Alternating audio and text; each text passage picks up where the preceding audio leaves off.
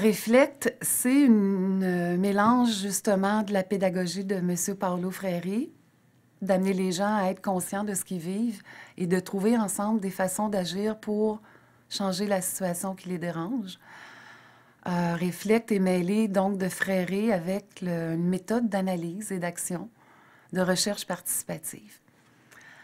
Donc, l'idée, c'est de partir de la discussion, d'identifier un problème avec les participants et au moyen de symboles qui sont comme des lettres. On s'entend que l'alphabet, les lettres comme le A, B, C, ce sont des signes. C'est des conventions sur lesquelles on s'est entendu pour dire que ça, c'est un A. Donc, la symbolisation dans la méthode, dans l'approche Réflecte, permet aux gens de s'approprier un symbole pour, pas de se l'approprier un symbole, mais de symboliser leur idée via un dessin ou un objet. Dans Réflecte, les premières questions qu'on nous pose, c'est à qui appartient l'alphabétisation? Donc, de demander aux participants, pourquoi vous voulez apprendre? Pourquoi vous venez ici? Bon, ils vont tous répondre, parce que je veux apprendre à lire, je veux apprendre à écrire. Oui, mais tu veux apprendre à lire quoi? Tu veux apprendre à lire pourquoi? Pourquoi tu veux apprendre à écrire? Qu'est-ce que tu veux écrire? Où tu as besoin d'écrire? Où tu as besoin de lire? Et un participant, il a dit, moi, j'aimerais ça comprendre mon médecin quand il parle. Ah, intéressant. On s'adresse au groupe. Il y a d'autres gens qui vivent ça? Bien, c'est sûr, presque tout le monde ne comprend pas son médecin quand il parle. Qu'est-ce que vous voulez faire avec ça? OK, on écrit une lettre. On écrit une lettre à notre médecin. Donc, on a intégré l'alphabétisation dans une petite action. L'action collective, ça commence dans nos ateliers. Et ça, c'est un grand exploit pour nous à la Jarniguane. En fait, c'est ça. Fait qu'ils ont écrit la lettre à leur médecin avec la méthode du langage intégré. Ensuite, la lettre commençait par « Bonjour, docteur ». Comment on écrit « Bonjour » ? B-O-N-G-O-U-R. C'est correct. On ne corrige pas parce que pour eux, le son, il était bon. « Bonjour, docteur » était devenu « Bonjour, docteur ». Et là, la lettre, finalement, on l'a écrit pour le médecin. Ils en ont été supposés de remettre une copie à leur médecin. Ils ont décidé aussi dans cet atelier-là d'envoyer cette lettre-là au Collège des médecins. L'année d'après, on a décidé, avec les participants, de faire un DVD sur la difficulté des personnes analphabètes à comprendre les professionnels de la santé. Donc, il était question ici d'un alphabétisme médical. Wow! On a fait un DVD et ça a parti de Réflecte. Donc, aujourd'hui, on se promène avec notre DVD qui s'appelle encore « Bonjour, docteur » devant des futurs professionnels de la santé. Régulièrement, au début des sessions en septembre, on est à l'Université de Montréal, soit devant des futurs médecins, des futurs pharmaciens. On a même été à Trois-Rivières, à l'unité de médecine familiale. Bonjour, docteur, là, c'était concret, c'était vécu par l'ensemble des participants de la Jarniguane. Quand on va présenter Bonjour, docteur à des futurs médecins, les participants, ils disent qu'ils représentent 1 300 000 personnes. Ça, c'est de la défense de droit.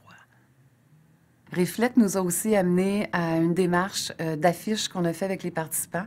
Ils ont fait des affiches sur leur contribution à la société, des belles grandes affiches colorées où, mettons, une participante débutante, là, une analphabète presque complète, est posée sur son affiche devant un grille-pain, devant un fer à repasser, devant... je me rappelle plus, une bouilloire. Elle répare tout ça, elle. Elle sait pas lire, écrire, mais elle répare tout ça. Donc, il y a beaucoup de groupes d'alphabétisation on s'est tous mis ensemble. On a fait des affiches pour tous les participants.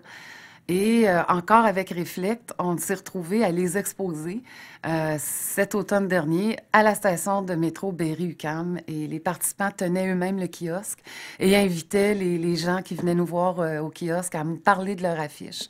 Donc, tout ça, ça contribue à oser revendiquer.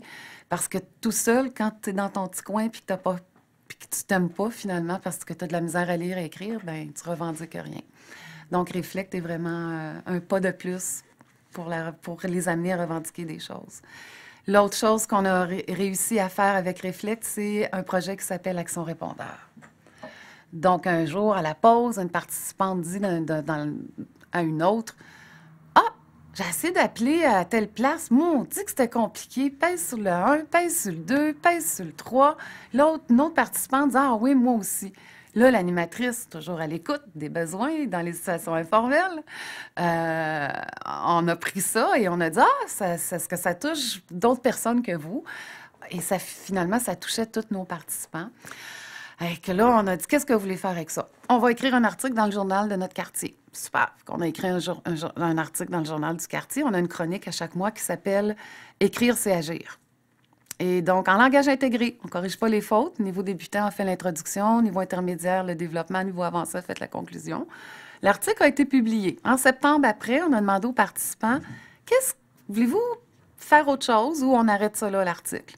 Et là, les participants, ils ont décidé d'envoyer une lettre à tous les endroits où ils téléphonaient puis que c'était trop compliqué pour eux. Donc, on a avec Reflect encore les outils MARP. Donc, c'est des outils très visuels qui permettent de structurer la discussion. On a réussi à faire une matrice de planification. Donc, qu'est-ce qu'on voulait faire? C'était d'envoyer une lettre avec notre article à toutes les compagnies où on trouvait que les messages des répondeurs étaient trop compliqués. On a analysé au moyen de matrices de critiques chaque message des compagnies qu'eux avaient ciblé. Donc, dans la matrice des critiques, eux autres mêmes avaient symbolisé le problème qu'ils parlent trop vite, les mots sont trop compliqués, il y a trop d'options, il y a trop de choix. Dans chaque choix, il y a trop d'informations. Le problème que c'est difficile ou compliqué de rejoindre la téléphoniste. Ils mélangent l'anglais puis le français. Donc, on a écouté tout ça et ensuite, on a cherché les coordonnées. Donc, 2 par 2 avec l'ordinateur, ils ont cherché les coordonnées de ces endroits-là. Donc, l'alpha est toujours intégré dans l'action. Hein? C'est ce que j'aime de Reflect. C'est pas l'alpha qui va peut-être mener à l'action. C'est l'action qui, tout simplement, mène à l'alphabétisation. Donc, c'est sûr qu'on n'a plus de cours de grammaire puis de feuilles avec du verbe que je n'étais plus capable. On a quelque chose qui prend sens parce que c'est des problèmes que les participants vivent et qui les touchent. Donc, voilà. Donc, on demande aux participants de symboliser leurs idées justement parce qu'après avoir dessiné, ils doivent prendre la parole et expliquer leur dessin. On est assuré de cette façon-là que tout le monde a pris la parole, que tout le monde a fait valoir son idée. On se met d'accord ensuite sur le dessin qui représente le mieux l'idée dont on parlait. Donc, on va chercher le consensus. On est sûr que quand on a consensus, les gens vont être mieux mobilisés, donc ils vont être plus prêts à passer à l'action. QUAND, ça peut être un mot compliqué pour quelqu'un de niveau débutant, mais avec la photo, le dessin du calendrier en haut, elle va associer le dessin avec l'image, puis elle va être capable de comprendre où est-ce qu'on s'en va avec tout ça. Ça fait 5 ans qu'on fait du Reflect à la Jarniguane, puis on ne fait pas du Reflect pour faire du Reflect, là. Je ne suis pas toujours en atelier en train de faire du Reflect. C'est une méthode d'analyse puis d'action participative. On en fait quand il y a une situation qui est propice à l'approche. Sinon, on fait autre chose. En ce moment, je me sers de Reflect pour faire une matrice de planification pour le journal de la Jarniguane, premier numéro.